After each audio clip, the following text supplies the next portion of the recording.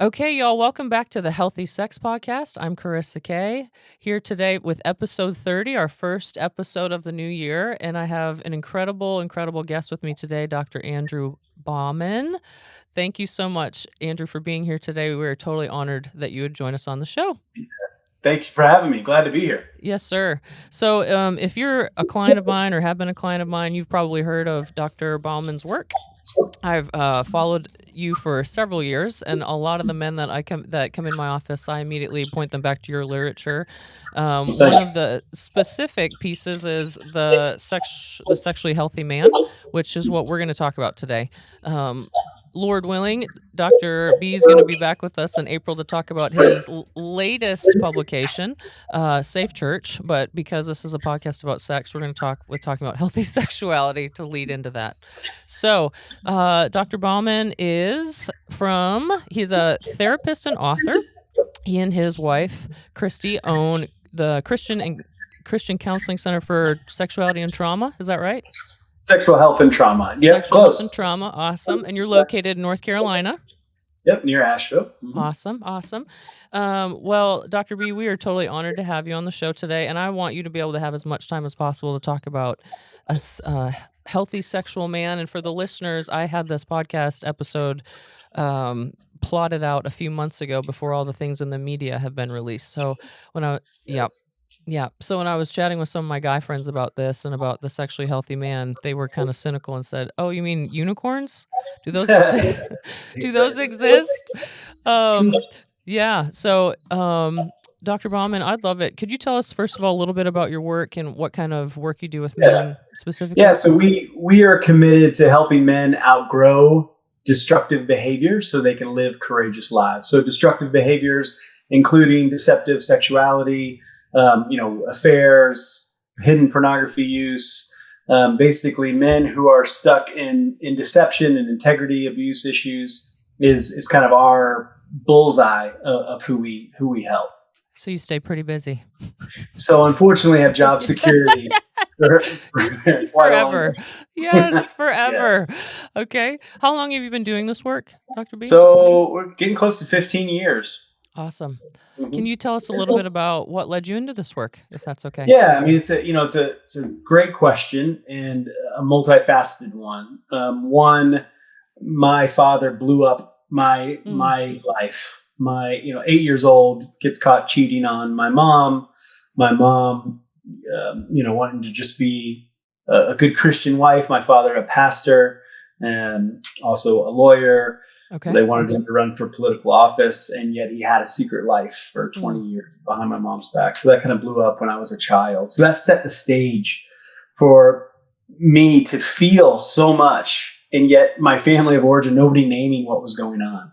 We went on vacation and just didn't go back, to a different state. And so we still went to church, 10 times a week, and yet nobody was talking about what was actually happening. So it was, in a sense, gaslighting me. Okay. And so early on, I'm being disconnected from my body, disconnected from what I'm experiencing versus what is being taught in my spirituality. Mm-hmm. And so that,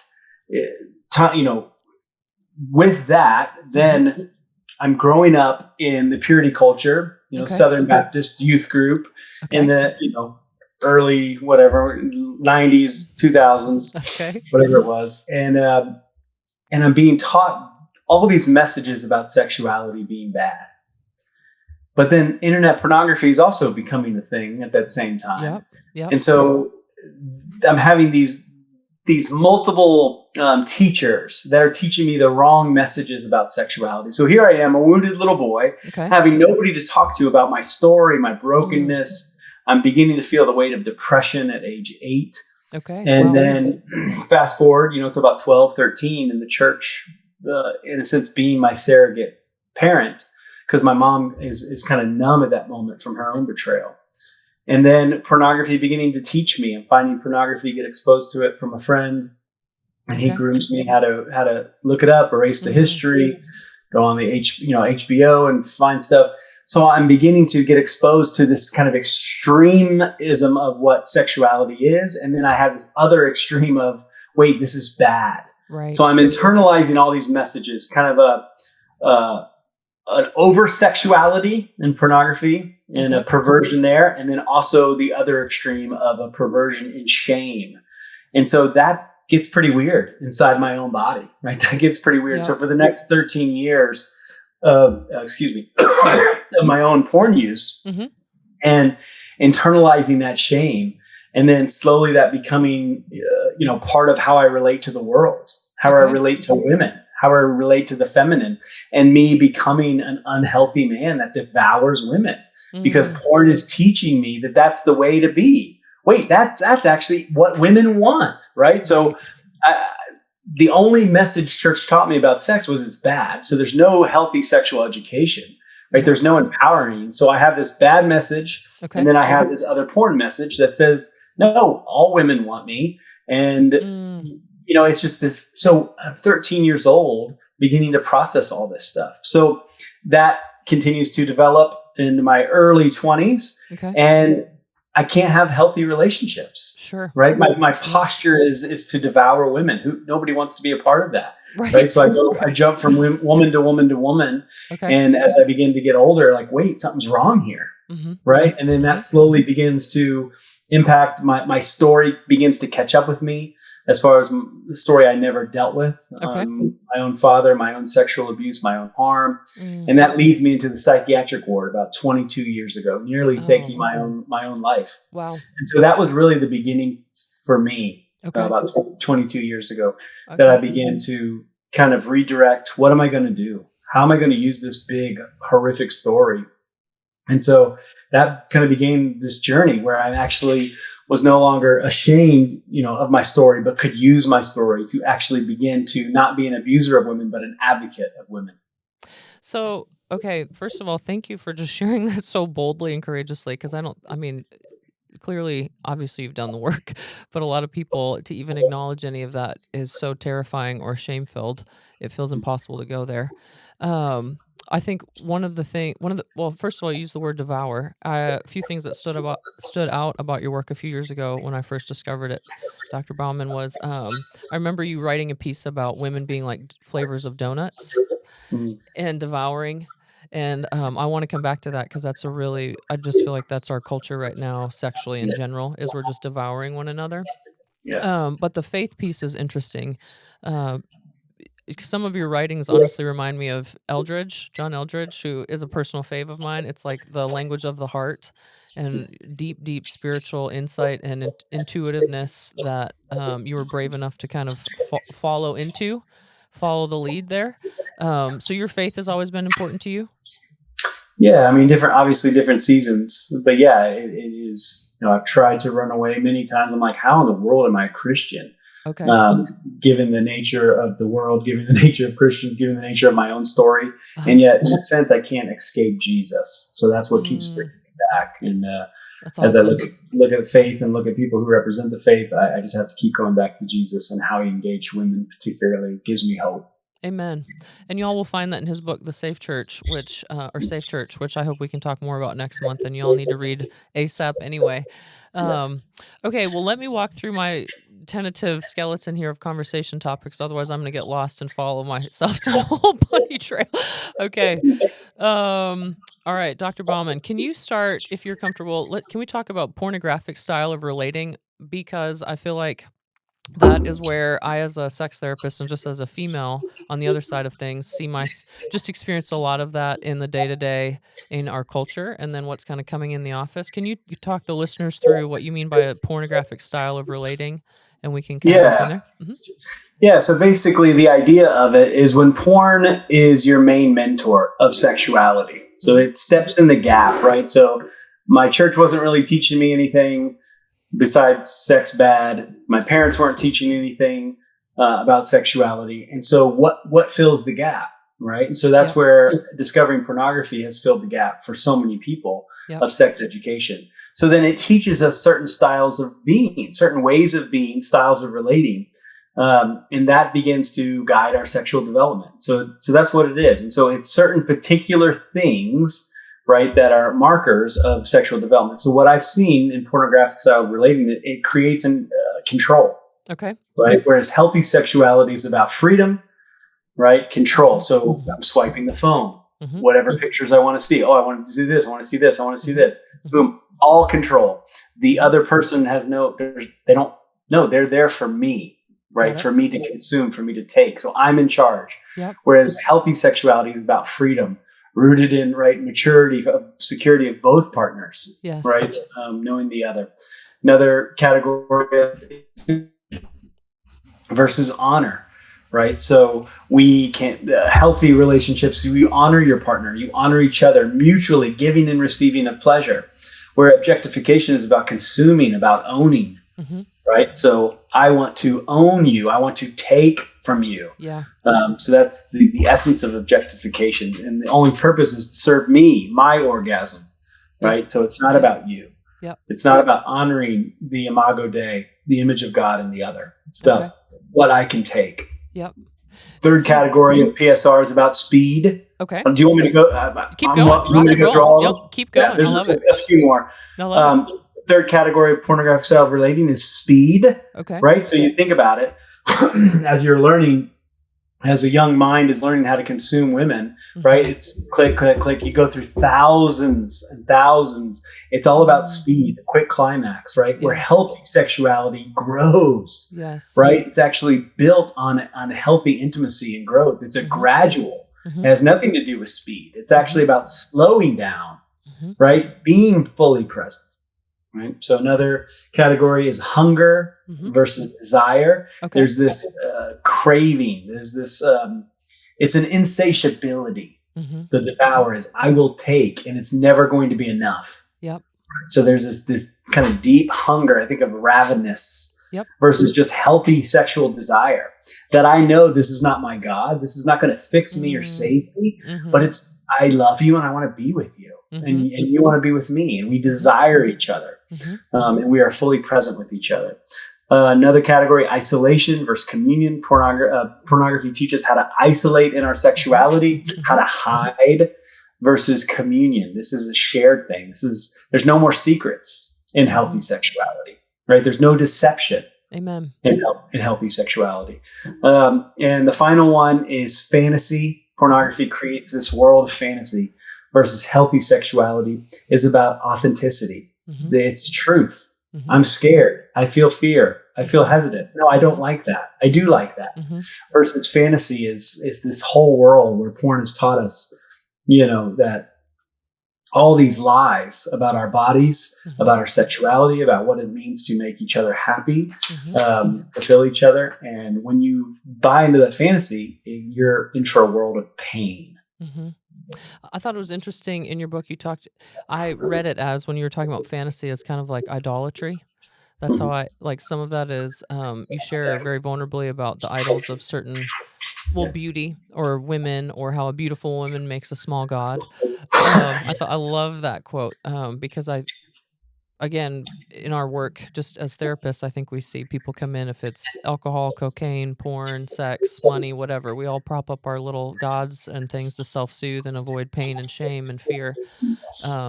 But interesting how one of the things I wanted to ask you is how you were talking in your book about beauty being powerful.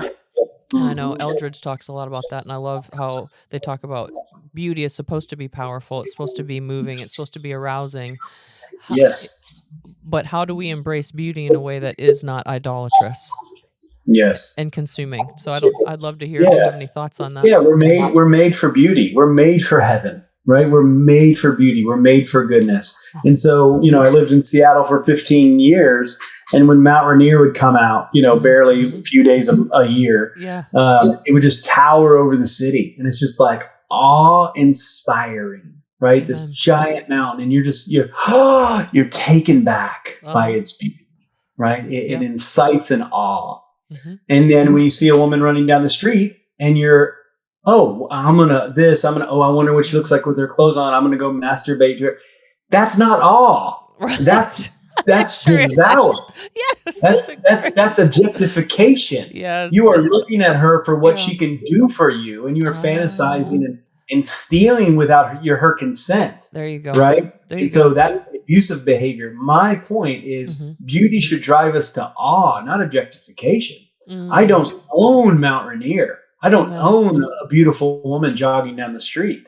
No, but you can see a beautiful woman and you can, oh wow, she's Good for her. beautiful. I Yeah. remember we were on vacation in Vancouver, Canada. My wife and I, we had a young child at the time. A woman was walking by, and I just kind of looked up and I just stopped and I go, wow, she is so beautiful.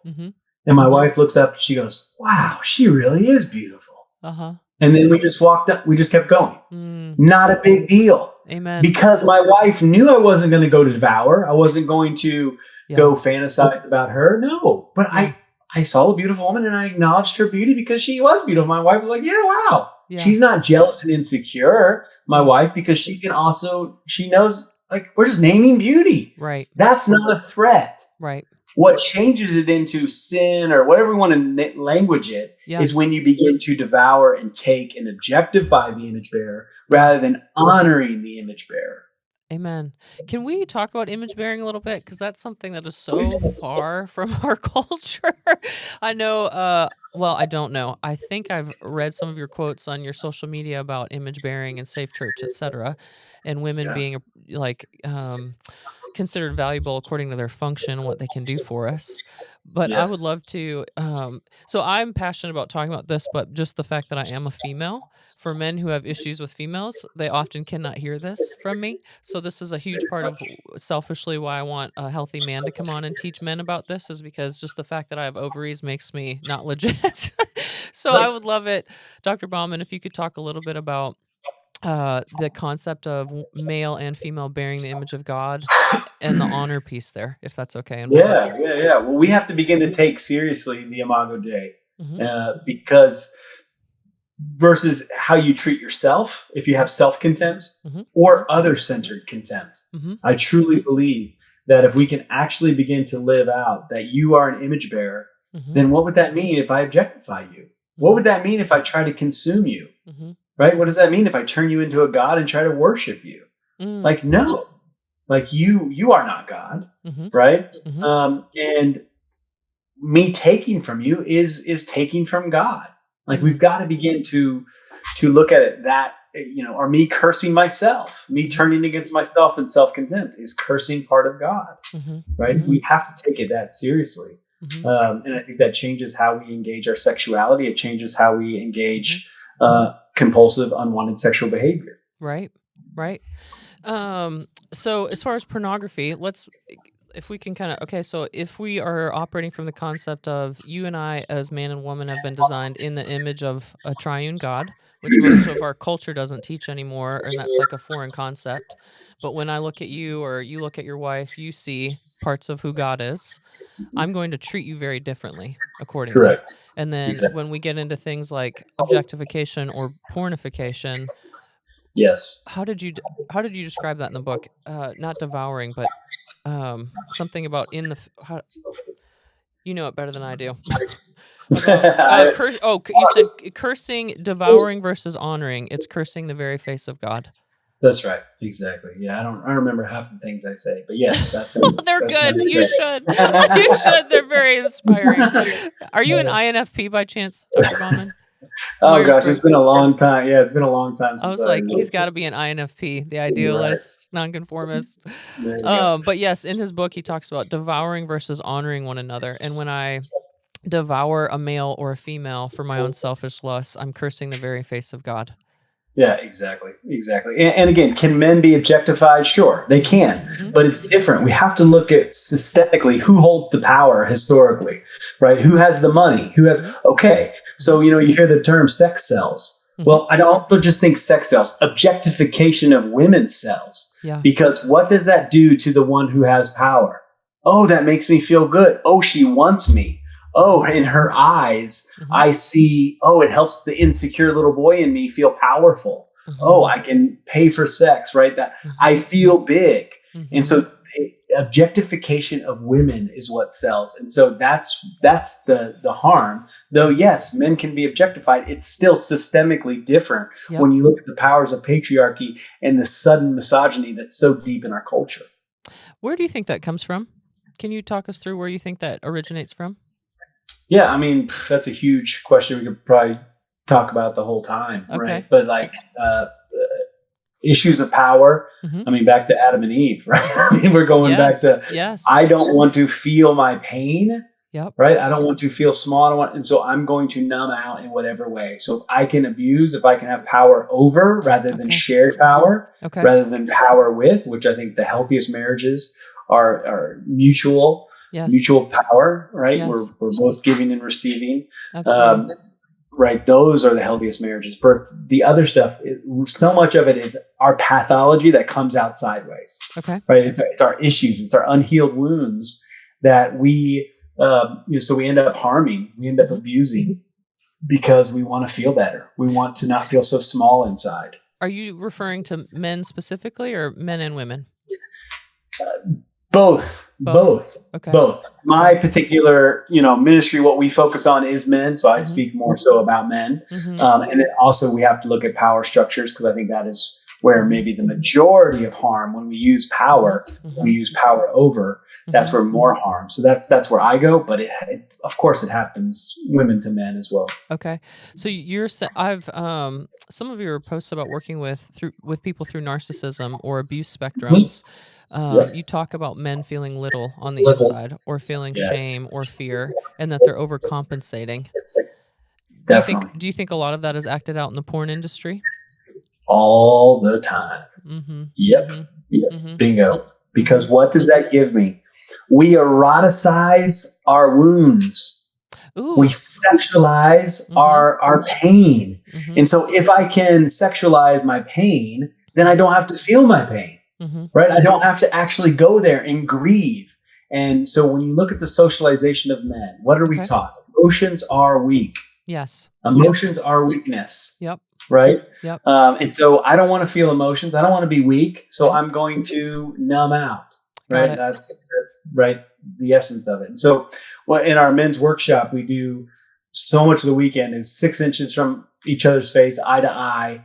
We're staring into each other, men's eyes, right? Very weird. On Thursday night, by the end, Sunday night, they're craving it. Right? Because we actually crave healthy intimacy. So in our society, when are men eye to eye? Never. Only or in conflict, fighting. Battle. Yeah. Right. So boxing or UFC, they go head to head. That's the only cultural time it's appropriate is through violence. Right. Maybe sex or something like that. Like, just not. Men don't do that. So what happens if we don't want to have sex and we don't want to kill each other? Like, what? Wow. Can we just learn healthy intimacy? Wow. We don't have sex or want to kill each other. Yes. Yeah. Are there other options on the menu, gentlemen? Yes. Exactly. Right. So, but here's the thing. We are unlearned. We're young girls don't have that socialization. Right. We're not allowed to look at each other. We have to be shoulder to shoulder looking at something else, a sporting event. Yes. Right. What we're hunting, what we're building, right. Shoulder to shoulder looking at something. Oh, that's socially acceptable, men. But actually turning eye to eye, right? Oh, you're gay, weaponizing, totally. Gay people or whatever. Yes. That's what we all grew up with. And so we have to understand our socialization and the messages of and this is my new book that I'm working on called Manland. It is all about this, the messaging of masculinity, and then what we do with those messaging and how that really makes it hard. How do we actually live into healthy masculinity? How do we actually live into the land of our heart? Amen. Which is what I believe is actually where liberation is. And God lives in our body. So this is not just some selfish pop psychology. This is actually integrated spirituality. Yes, sir. Yes, I love it. Yes, the eye-to-eye contact is really fascinating. In my work with sex therapy, we talk about different positions, et cetera, that people enjoy. And I'm actually kind of excited. More and more men are coming in craving more vulnerability. They're kind of tired of the porn. They're tired of the numb. They're tired of feeling disconnected and like they're just going through the motions or masturbatory stuff. So that's been encouraging. It's not fulfilling. No, it's not. But in your work, Dr. Bauman, you talk about how you think most men sexualize women or worship beauty, etc., as a way of avoiding some of their own fear and shame. Do I remember that correctly? Yeah. I mean, as men, I'm always surprised me. I shouldn't be because I've been doing this for so long. How much we hate pain. You think that's what it is? We act all tough, and yet so many times it's like we just want to avoid the uncomfortable. We just want to avoid avoid pain. I don't want to feel the grief. I don't want to feel small. I mean, I remember having a world record holder bodybuilder come to one of our our thing. He's like a refrigerator with a face. A giant, and yet again, the work is the same. It doesn't matter. You've actually built your body up so big because you're avoiding because I feel so young, right? I feel so underdeveloped. So, and that happens again. You can do that with anything. I was just with working out, but you can, you see that with guys in careers. I've dedicated my life to being this big CEO, and I've neglected all my inner world. I've neglected my family, whatever, because I don't want to feel these things. And so I'm constantly pushing men back to their story, back to their grief, into their bodies, to begin to feel the work, feel the grief. So we can grow up those young parts of us and begin to become wise men who actually can be really good partners, because men are so capable. I'm so tired of setting the bar so low that men are some adolescent cavemen, when actually we are so capable. We are just unlearned and unpracticed. Come on. We are so capable of emotional intimacy. Yes. We just, again, many of us have never been taught. Yep. I just want to sit and marinate in that for a minute.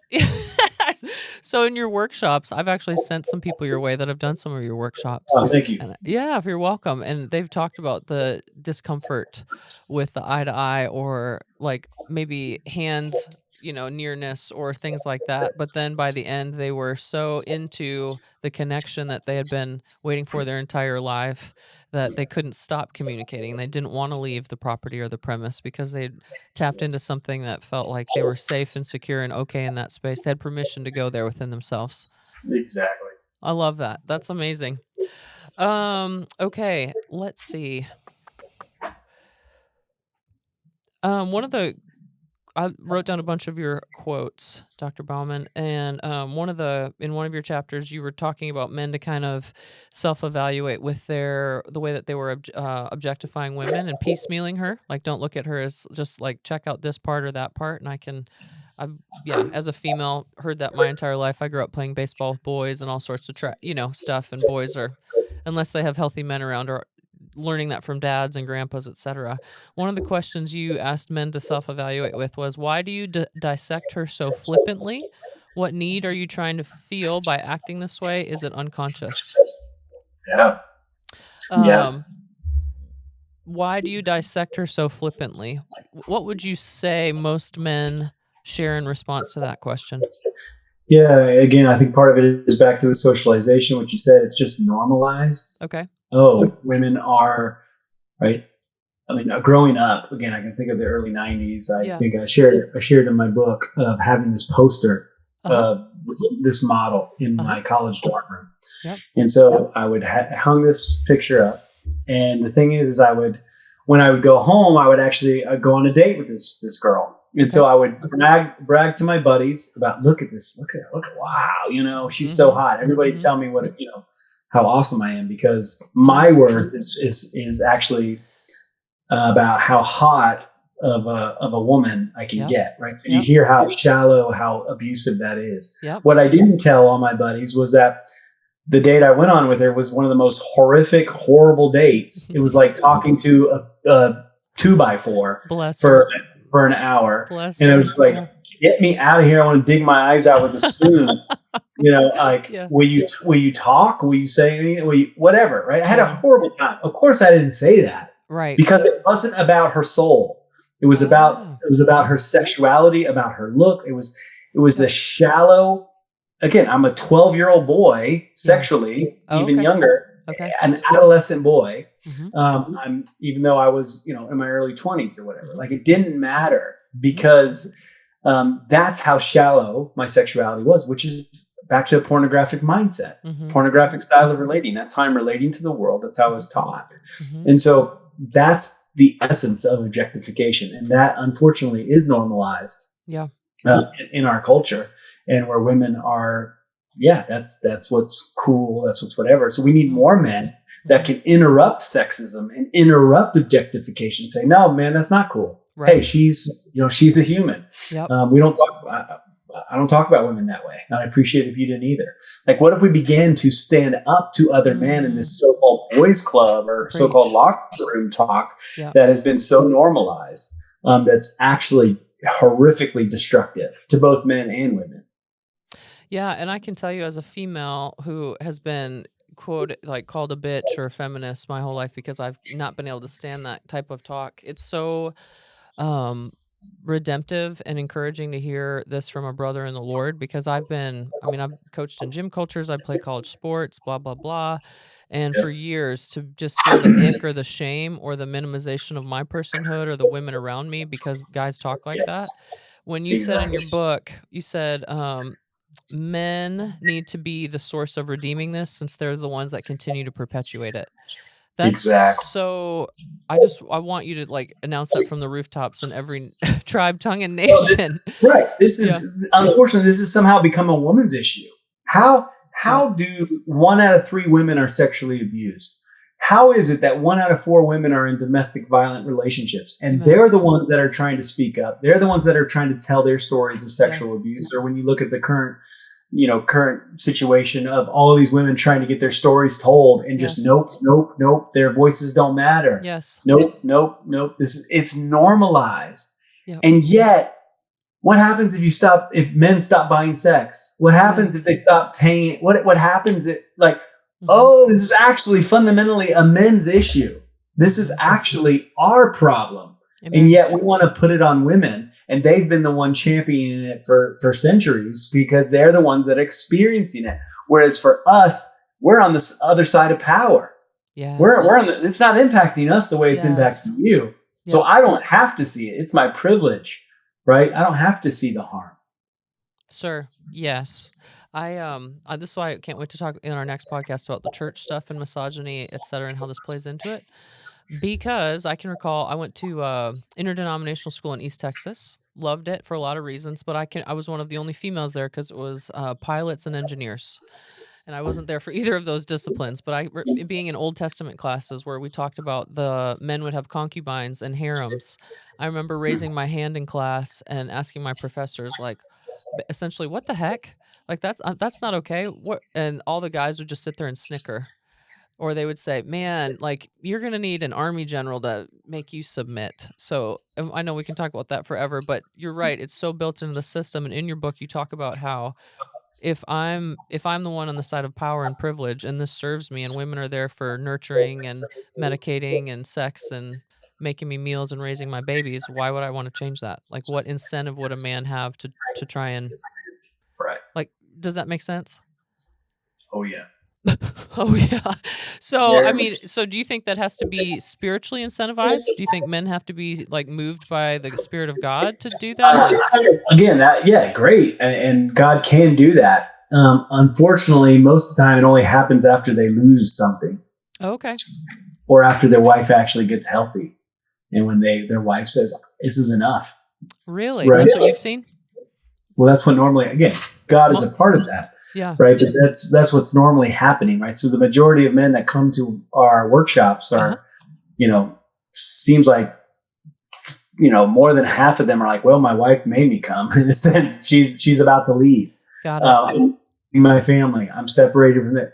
And then they're beginning to wake up. And so normally men don't change when everything's great. They change after their wife has enough. After she's like, no, and she's regaining her personhood. She's regaining her voice and her power. And she's like, I am done being your sex slave. I am done being your servant. I want a mutual partner in this marriage. And then they're like, oh, crap, I don't want to lose my wife. So that's unfortunately the norm of when men come to get help. Is pain and fear of loss. Yeah. That's fascinating. Do you have a lot of men that really embrace the process and do want to get healthy, and do get healthy? Oh, all the time. Yeah, I'm on the front lines of it. So I'd say probably, my rough non-scientific estimate, I'd say probably 60% of men really come and change their lives. That's awesome. And really begin to start doing that good work. I'd say the other 20% kind of come and have a profound experience, and then slowly kind of don't take our follow-up care and our plan, and kind of just slowly go back. And I'd say the other 20% come and are like, oh, hell no, I'm not doing this. Really? you know, so You that's have guys roughly. that say hell no and they'll peace out. Oh yeah. Really? Oh, yeah. Okay. Or just be voyeurs and watch other men bleed and not bleed themselves. I love your poetic language. It's so passionate and intense. That's right. Bleed, but not bleed themselves. Yes. Let's see. You said femininity is under attack by the kingdom of darkness. Yes. I could preach on that for forever, but do you have any thoughts that you want to share as a male about how you see? Yeah, I mean, it just goes back to what we've been saying about objectification, right? How if you were the evil one, what would you try to do within gender? What would you try to do? You try to take out half the church. You try to wipe out half the voice of God. Try to wipe out half the image bearers, right? Amen. That's what you would do, and sadly, it's been effective. Twisting scriptures to fit a misogynistic narrative, all these things. I feel like, yeah, and women obviously are harmed by it, but I also want to just name how harmed men are. Even though we're doing it to ourselves, we're losing out on the intimacy and the connection that we were designed for. Amen. Right? The opposite of addiction, right, is not sobriety; it's connection. Amen. We all long for connection. We want that connection, and yet many of us don't know how to get it. Okay. And you think most men are fearful or avoidant because of fear of what they'll find in their places of grief, or fear of failure, not being enough, unfaced trauma? Yeah. Yeah, so much of it is just tapping into that wounded little child inside of them, right? And actually giving airtime to that little boy who's scared, who felt neglected, who felt unchosen and unloved. And then when porn comes in and feels, oh, this woman on the screen sees me. Oh, she wants me. Okay. And it's this repressed, harmed little boy finally feels seen and loved. And boom, that merges with our sexuality. And it's this powerful euphoria that's hard to undo. Amen. But it's because we haven't dealt with our wounding in our neglect.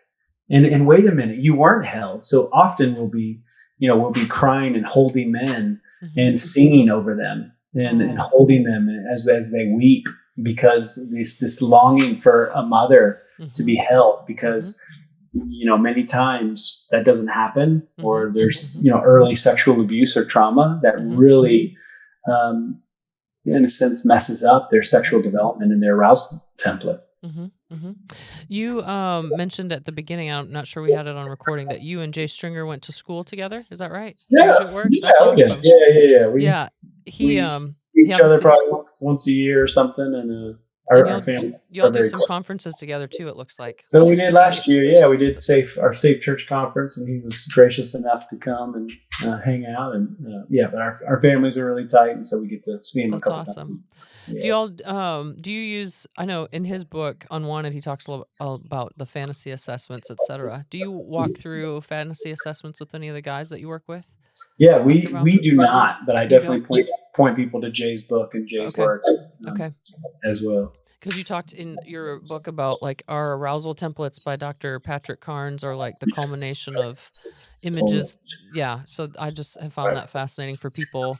A lot of the guys that I have worked with, if they'll slow down and do that work, it's really fascinating that you talk about, they go back to the inner child stuff, or they went to cuddle mom and mom didn't want to cuddle them. And so now they're fixated on breasts or whatever. Oh yeah. It's all connected, right? Pornography is not accidental. And so we can quickly get there. What type of porn are you using? What's your darkest sexual fantasy? Okay. And we can start there, right? So I'm not interested in judging you. I'm interested in getting to the core. Oh, okay. And then you just connect the dots. Oh, you're drawn to this type of porn? Okay. Now let's erase the eroticism, erase the sexuality. What's left? Oh, it's a man staring into a woman's eyes. Oh, tell me about the power of connection for you and the lack thereof. Oh, my mom and dad. My dad used to beat my mom, and they were never connected. There was no intimacy or kindness. Interesting. Oh, you only look at, you only watch amateur pornography, or cam shots or whatever. You don't like the high airbrush or the high professional. Oh, you're interested in authentic engagement. Tell me about the lack of authenticity in your household. right? It's all connected. There's no accidental sexuality. It all comes out in our sexuality. Amen. If you're just curious enough and not judgmental enough to see and connect the dots. We're working it out in our sexuality. Amen. Who you are sexually is a reflection of who you are in every arena of life. Agreed. Amen. I wish everyone knew that. It would be a lot more invitational for folks to move towards their sexual stories and theology rather than fear and avoidance. Exactly. I want to honor your time frame today, sir. How much more time do you have left, Dr. Bauman? Yeah, I've just got a few more minutes. I got a session at 2. All righty. Well, okay. So in his book, y'all, he has a graphic that talks about healthy versus unhealthy, the unhealthy sexual man versus the healthy sexual man. I love that graphic. I share that on my social media regularly as a reminder. Most people avoid it or don't have much to say. Yes. Dr. Bauman, if somebody was interested in pursuing work with you, first of all, can you share a little bit about how they can reach you and what that would look like? Yeah, you can look us up at www.christiancc.org, christiancc.org. And also we run an online membership community, low cost, tons of resources. We do online groups regularly, weekly. I do office hour drop-in every week, and that's called Manland. And so for men who are wanting to understand the language of their heart and learn intimacy, all that, we have tons of stuff going on in Manland as well. Awesome. Thank you. And then do you have any inspirational or parting words for the listeners, men in particular today, or even women, about inspiring them to pursue becoming a sexually healthy man? I'd love you to. And so the good news for women, because a lot of times it can be hopeless, feel hopeless out there. But I sit on the front lines of men getting healthy every day. So there are good men out there, good men who honor women. But it's not a ton, and it's hard work. But I see it every day. I see courageous men who are learning to outgrow adolescent behaviors and stepping into their wise adult selves. And so don't lose hope, men. Don't lose hope, women. You can do this work. We can change and continue to honor the God that lives in us. Amen. Well, thank you, sir, for being a courageous man and for being brave and choosing humility and honoring the Godhead. It's a true delight to continue to enjoy your work online and in your books. Again, he's an author of many awesome pieces of literature. You also make sure to check him out, Dr.Andrew J. Bauman online. I'll include that information in this podcast episode. And thank you so much for your time today and your wisdom and your work. Sounds good. We'll see you next month. Okay. Thank you, Andrew. Bye-bye.